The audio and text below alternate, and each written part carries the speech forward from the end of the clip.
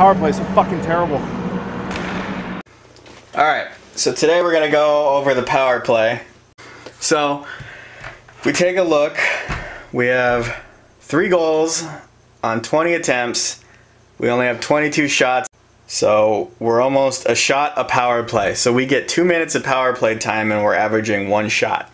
You can see the goals in green coming from one spot. All 3 of our goals are from one area of our 15% power play. You'll look around and you'll see that the shots are coming from everywhere else, and especially they're coming from these upper corner areas where we haven't scored from there. We've missed the net a bunch from there.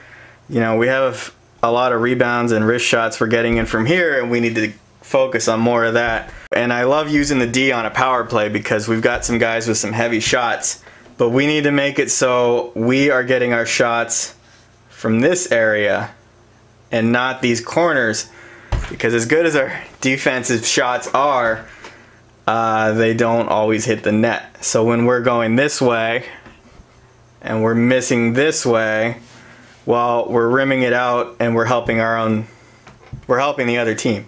So if we get a lot more shots here, and the way our forwards always like to kind of screen a little bit, and we got rebounds and everything, if we get shots here, there's a chance it'll just go straight in on its own. If you miss, it's not going to be rimming around out of the zone, it'll be behind the net, and then you've got more openings. So there's a lot of systems, but we're not going to talk about that because that would take practice. So I'm just going to try to put in you guys some ideas. It's a beer league team, so when the puck is out there, power play, penalty kill, whatever, you'll always see the other team. If the puck, if the puck's here being carried in, and let's say they've got their defenders in some kind of box, they are almost always all staring at the puck, and they will flock. So if we keep the puck on this side, they'll flock this way. If the puck's over here, they'll start to drift this way. It works against us too. It's almost like, you know, they're kittens following a laser pointer. So the main thing is, a lot of times we'll have our player, I guess he'll be blue. So we've got our guy here and he's got the puck. And usually for some reason we have the guy, so on the penalty kill a lot of times they'll always have 2 or 3 guys back already. So that first guy in the zone, the first guy in is all alone. From him to the net, there's nobody else. And we take that first shot way too much. So look, and there's going to be an example where we shoot from here. Well, that's not going to go in. We've got these guys here. You'll see some pretty prime examples. And the other thing is, you'll always, if you're up here almost, they're going to want to try to cut you off a little early. So the best things to do are slow it down, maybe stop around here, and then we've got guys coming in, and hopefully we're coming in, you know, spread out, ready to go. And we want to use these numbers to our advantage. So we're already up a man. But when they pull a guy here, and then sometimes this guy starts to drift, or one of these defensemen will always start to kind of drift, that means it's 2-on-1 on the puck carrier, which means it's 4-on-2 for everyone else. And a lot of times we are trying to skate through the 2 guys, we're trying to shoot it, or we're waiting too long and we're making the wrong play.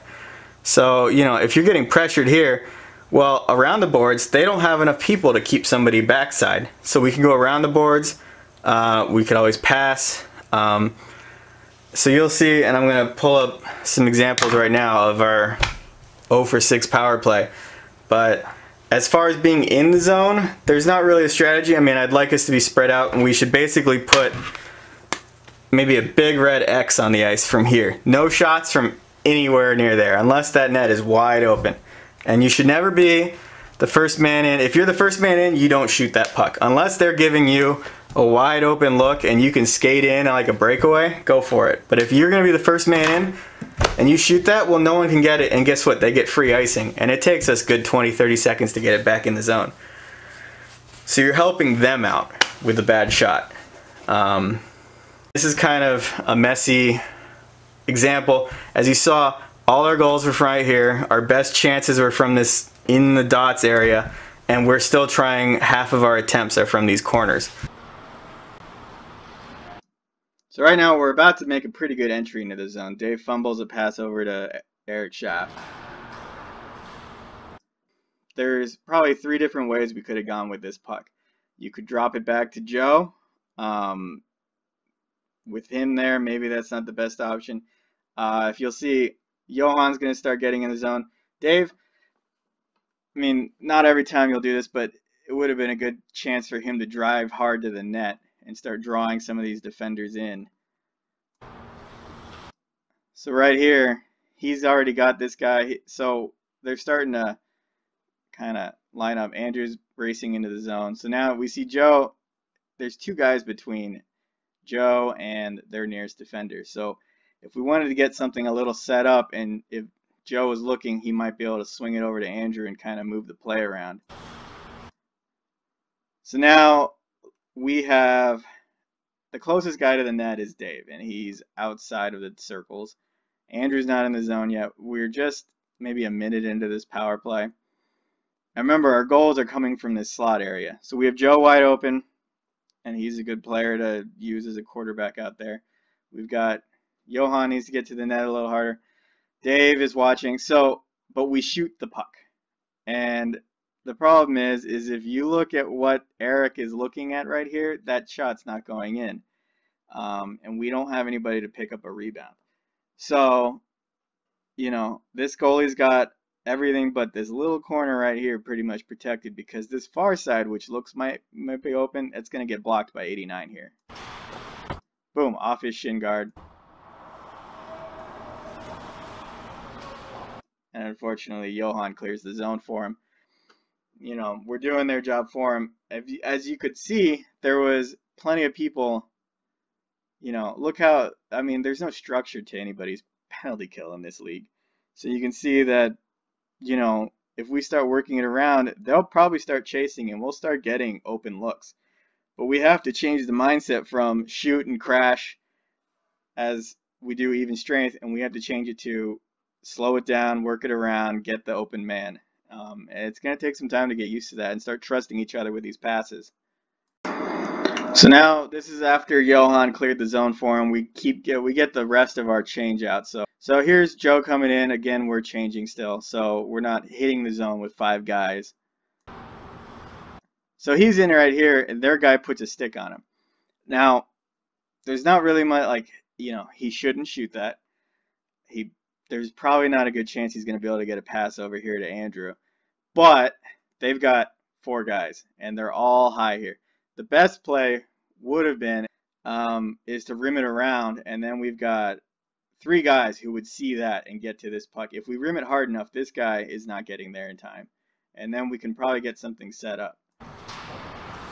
So they get a stick on it, good poke check, and then down it goes. Okay, so here's a little bit later after we get the puck back after that original clear. So this is still the same power play. So this time we're hitting the zone, and the good thing is we've got 4 guys within a zone. Joe's coming up. So, you know, right now we have 4 guys to their 3. So we're outnumbered. You can see Sean's got the puck right here. He's got 2 guys staring him down right here. So we have 2 guys who are about to make a move on Sean, and we have 3 guys over here with 1 guy to beat. So probably right here would have been a good chance to look, flip a pass over. There's 3 guys to catch that pass. This guy, their best skater once again, he's got all the momentum, so he's able to get to the play before Sean gets there and make a play on the puck. And a really good poke check again. That's twice he made a really good poke check on this power play. And back out of the zone. So when we came up, we had the numbers. We attacked, you know, with numbers, but we once again started skating it down the side. When you skate it down the side like that, you're basically making the job twice as easy for him, because you're taking away half of the place you can go. You can't go through the boards. So you can either go forward or you can go deke to the left or whatever. But we get it to Andrew or Eric or other Eric over here. You know, they've got this guy who they could turn around real quick and then get a real good look at the slot. There's 3 plays we could have made here where if he sees that and he can feel this guy coming, dump it in, get it around, rim it around, just like we talked about earlier. If he had his head up maybe a little quicker and saw, or maybe I didn't hear anything because nobody called for a pass, but maybe if they called for a quick pass, I mean, that would set things in motion. We would have definitely gotten a really good chance out of this. But the play we ended up making obviously didn't work, and it's a play we make a lot on our power plays. So here we win this face-off. So right away, 9 times out of 10 on the face-off, unless they give you a lane to the net, we should probably go back to the point with a good, clean pass that, you know, can't get taken. So you'll watch this number 52 guy. He's got all the energy in the world, and he's getting in the way of a lot of things. So that's why we need to work it around, and we can almost work it away from him. You know, he's kind of got this whole quadrant available. So this face-off goes to Eric, and he does a good job. Look, he makes the right play here. Right to, you know, he's got pressure on him immediately. That guy made a good penalty kill play. He gets it to Sean. Now Sean is in a shot or an area now where we are no longer going to shoot from, and you're going to see why over the next few plays.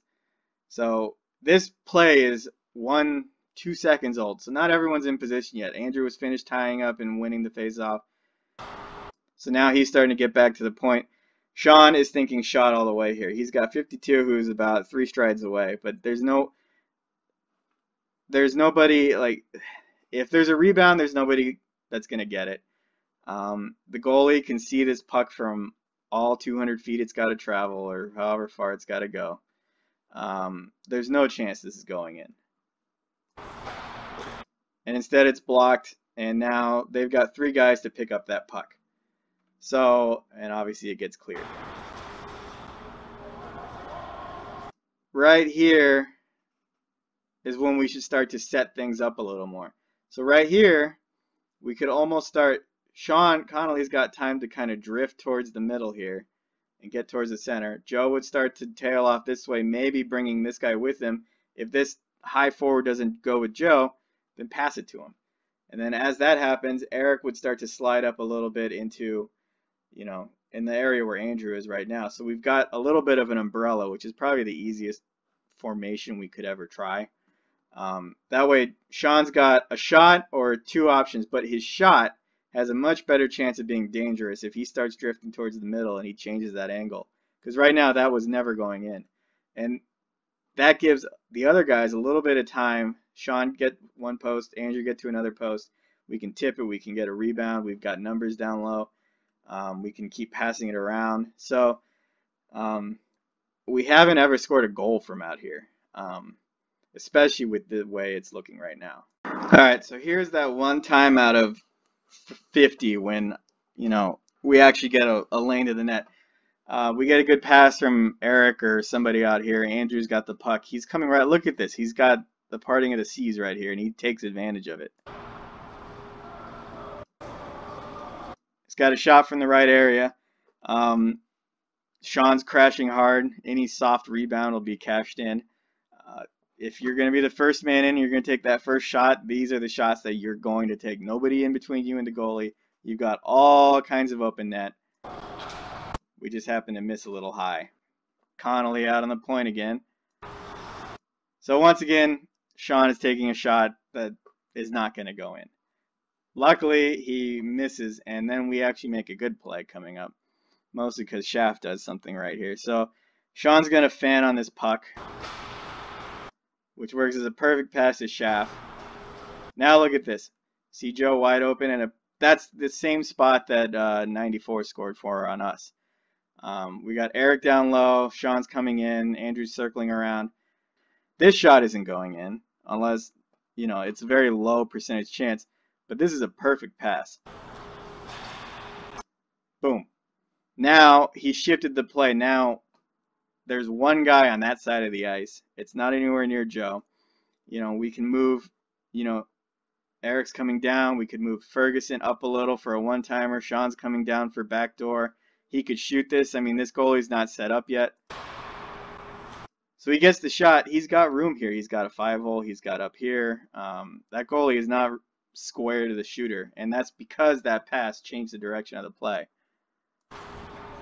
And we almost get a rebound chance here. It just happens to bounce over a few sticks. All right, now we're on a 5-on-3 because one other guy has decided to get ejected. More power to him.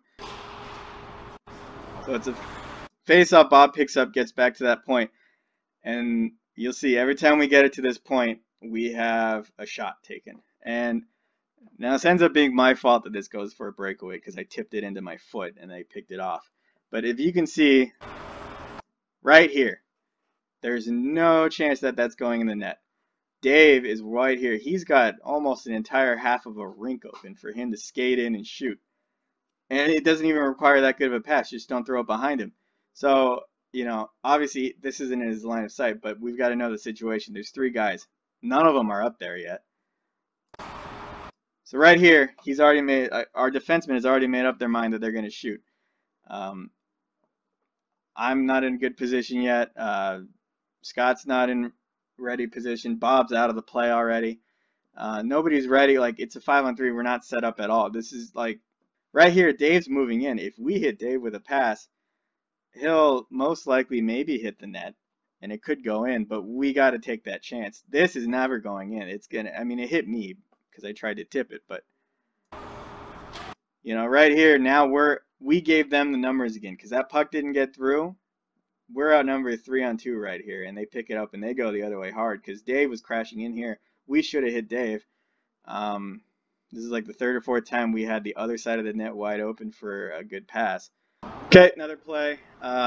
We had a missed pass. That's fine. It's going forward, which is important. We're still 5-on-3.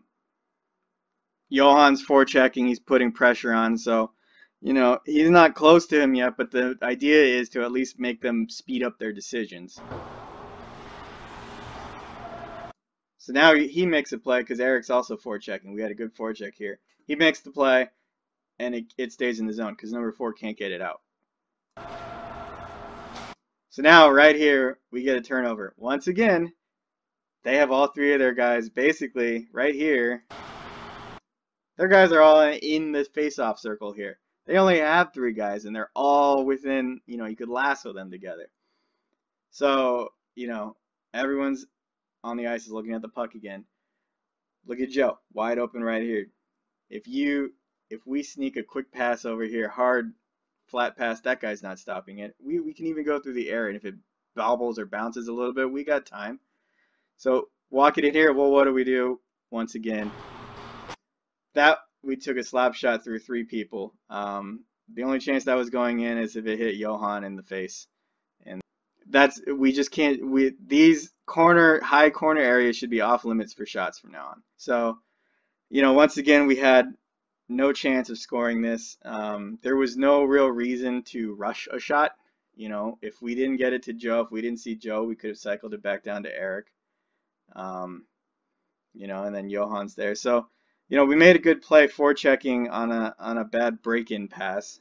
You know, we forced them to turn it over. Mike's in good position to turn it over.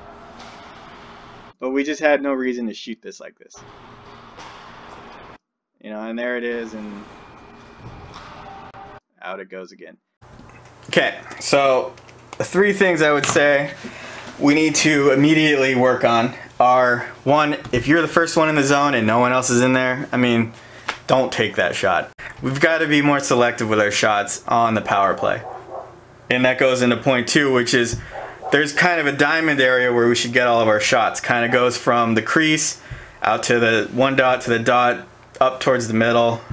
We got to eliminate shots from these areas here. They're just not going to work. They do more for the other team than they do for us. If you start to feel 2 guys on you, well, that means it's 4-on-2 with the rest of the rink.